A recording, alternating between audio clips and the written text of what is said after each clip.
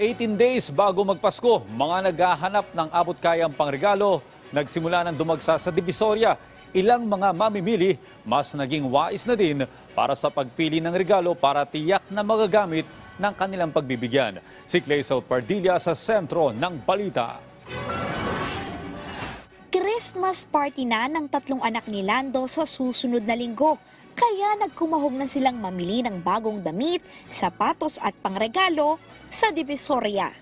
Para po maging masaya ang pamilya, sila mga pasaya din mga bata, ay bago sila. Naghirap po, kaya dito lang tayo sa Divisoria para makamura.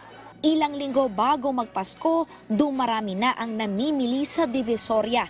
Depende sa laki at kalidad, ang damit naglalaro sa 20 hanggang 200 piso kada piraso.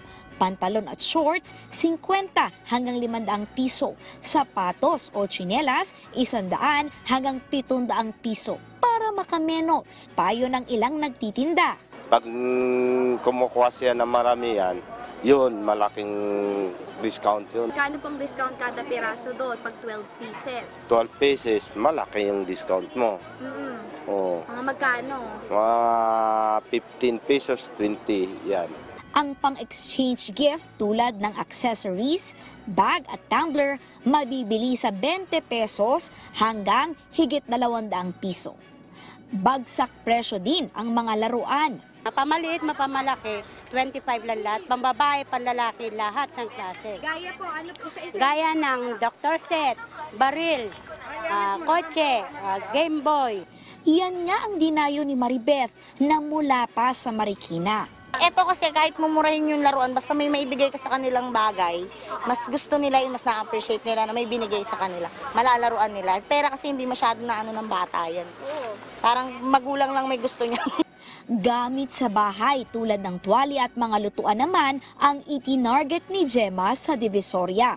Siyempre para magamit nung makakatanggap ng regalo yung para maisip ka rin ito yung binigay ni ano, ganun. At sa mga hindi pa nakakabili, mas mura ngayong Disyembre ang Christmas decorations. Yung balls ngayon is medyo nagbaba ng konti. Dahil yung bintahan namin nung nakaraan is nakakabawi kami ng 180. Sa ngayon yung 180 natin, 150 na lang. Konsensya natin, ang per dozen natin dati 180, ngayon 150 na lang.